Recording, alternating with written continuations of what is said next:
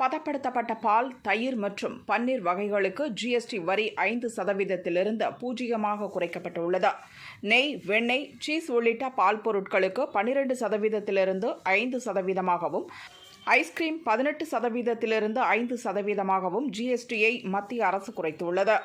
புதிய வரி விகிதங்கள் இன்று அமலுக்கு வந்துள்ள நிலையில் மத்திய அரசின் வரி குறைப்பின் பலனை மக்களுக்கு அளிக்கும் வகையில் அமுல், நந்தினி போன்ற நிறுவனங்கள் தங்கள் தயாரிப்பு பால் பொருட்களின் விலையை குறைத்துள்ளது. ஆனால் தமிழக அரசின் ஆவின் நிறுவனம் வரி குறைப்புக்கேற்றவாறு விலை குறைப்பை அறிவிக்கவில்லை.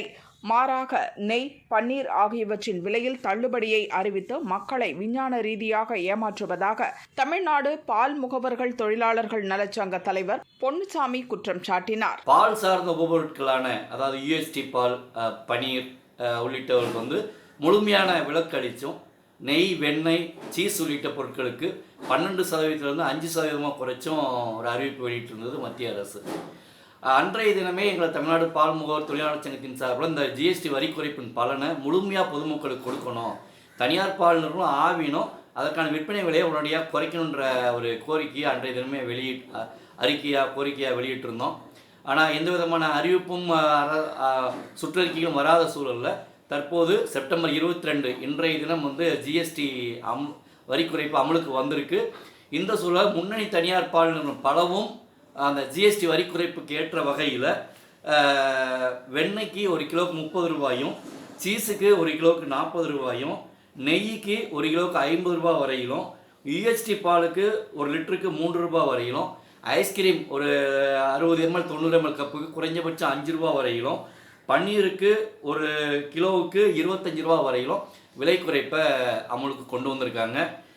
மக்கள் நலன் சார்ந்து இந்த ஜிஎஸ்டி வரி குறைப்பை முழுமையாக மக்களுக்கு போய் சேரணுன்ற வகையில் செயல்பட்டிருக்கக்கூடிய அனைத்து தனியார் பால் நிறுவனங்களுக்கும் எங்களது தமிழ்நாடு பால் முகவர்கள் தொழிலாளர் சங்கத்தின் சார்பில் மனமார்ந்த நன்றியையும் பாராட்டுகளையும் தெரிவிச்சுக்கிறோம். அதே சமயத்தில் அதிக விலைக்கு பால் கொள்முதல் செய்து குறைந்த விலைக்கு விற்பனை செய்கிறோன்னு சொல்லக்கூடிய ஆவின் நிர்வாகம் ஒரு விஞ்ஞான ரீதியான விலை உயர்வை பொதுமக்கள் மேலே திணிக்கக்கூடிய வகையில் செயல்பாட ஈடுபட்டுருக்காங்க.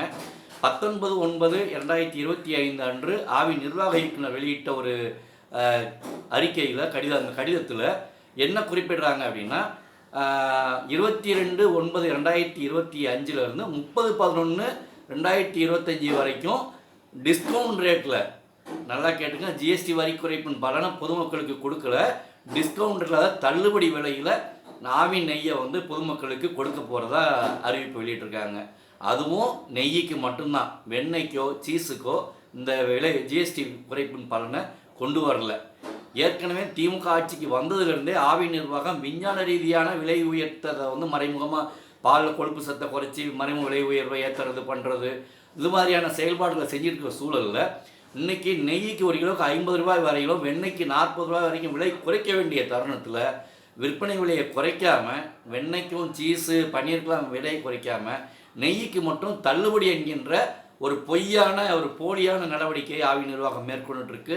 இந்த ஆவின் நிர்வாக மக்கள் விரோத ஆவின் நிர்வாகத்திற்கு எங்கள் தமிழ்நாடு பால் முகவர் தொழிலாளர் சங்கத்தின் சார்பில் கடுமையான கண்டனத்தை தெரிவித்துக் கொள்ளும் அதே நேரத்தில் ஜிஎஸ்டி வரி குறைப்பின் பலனை முழுமையாக பொதுமக்களுக்கு கொடுக்கக்கூடிய வகையில் தற்போது தள்ளுபடி விலை என்று சொல்லக்கூடிய நெய் விலை குறைப்பை முழுமையாக செயல்படுத்தணும். வெண்ணெய், சீஸு, பன்னீர் உள்ளிட்ட அனைத்து வகையான பால் பொருட்களுக்கும் ஜிஎஸ்டி வரி குறைப்பிற்கேற்ற வகையில் விற்பனை விலையை குறைக்கணுன்ற கோரிக்கையை வலியுறுத்தி கேட்டுக்கிறோம். ஒருவேளை ஆவின் நிர்வாகம் இந்த விற்பனை விலை குறைப்பை செய்ய தவறுமானால் மத்திய அரசு, ஜிஎஸ்டி கவுன்சில் ஆவின் நிர்வாகம் மீது கடுமையான நடவடிக்கை எடுக்க வேண்டும் என்கின்ற கோரிக்கையை இந்த தருணத்தில் வலியுறுத்தி கேட்டுக்கொள்கிறோம். வரி குறைப்பின் பலனை மக்களுக்கு தமிழக அரசு வழங்காதது அப்பட்டமான திருட்டுத்தனம் என பாமக தலைவர் அன்புமணி சாடியுள்ளார். அவர் வெளியிட்ட அறிக்கை வருமாறு: ஜிஎஸ்டி வரி குறைப்புக்கு பிறகும் தமிழ்நாட்டில் ஆவின் நிறுவனம் அதன் பால் பொருட்களின் விலைகளை குறைக்கவில்லை என்ற குற்றம் சாட்டி இன்று காலை நான் அறிக்கை வெளியிட்டிருந்தேன். அதைத் தொடர்ந்து ஜிஎஸ்டி வரி குறைப்புக்கு ஏற்ற வகையில் ஆவின் பால் பொருட்களின் விலை குறைக்கப்பட்டு விற்பனை செய்யப்படுவதாக அரசின் சார்பில் ஊடகங்களுக்கு தெரிவிக்கப்பட்டு அவை செய்தியாக ஒளிபரப்பாகி வருகின்றன.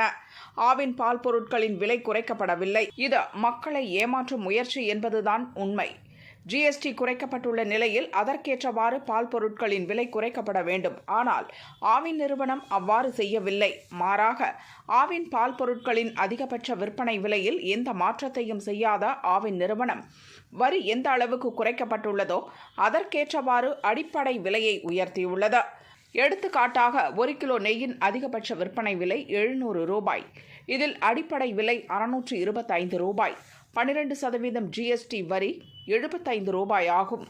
ஆவின் நெய் மீதான ஜிஎஸ்டி வரி 5% குறைக்கப்பட்டுள்ள நிலையில் அதன் மதிப்பு 31 ரூபாய் மட்டும்தான். அதன்படி பார்த்தால் ஆவின் நெய் 1 கிலோ 656க்கு மட்டுமே விற்கப்பட வேண்டும். அமுல், நந்தினி போன்ற பொதுத்துறை பால் நிறுவனங்கள் இந்த அடிப்படையில் தான் விலை குறைப்பு செய்துள்ளன. ஆனால் ஆவின் நிறுவனமோ 1 கிலோ நெய்யின் அடிப்படை விலையை 625லிருந்து 669 ரூபாயாக உயர்த்தி அத்துடன் 31 ரூபாய் ஜிஎஸ்டி விலையை சேர்த்து அதிகபட்ச விலையாக 700 ரூபாய் என நிர்ணயித்துள்ளது. அதே நேரத்தில் ஜிஎஸ்டி வரி குறைப்பு நடைமுறைப்படுத்தப்படும் இந்த நாளில் விலையை குறைத்ததாக கணக்கு காட்டும் நோக்குடன் இன்று முதல் நவம்பர் 30 வரை 1 கிலோ நெய்க்கு 40 ரூபாய் தள்ளுபடி வழங்குகிறது.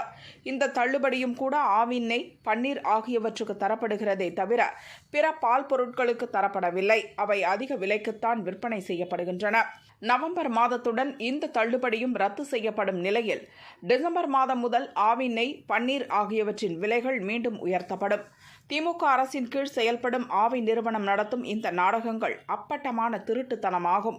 இதன் மூலம் மக்களை ஏமாற்றிவிடலாம் என்று திமுக அரசு நினைத்தால் அவர்களுக்குத்தான் தோல்வி கிடைக்கும். வரும் தேர்தலில் திமுக அரசின் திருட்டுத்தனத்திற்கு மக்கள் பாடம் புகட்டுவார்கள் என அன்புமணி கூறியுள்ளார்.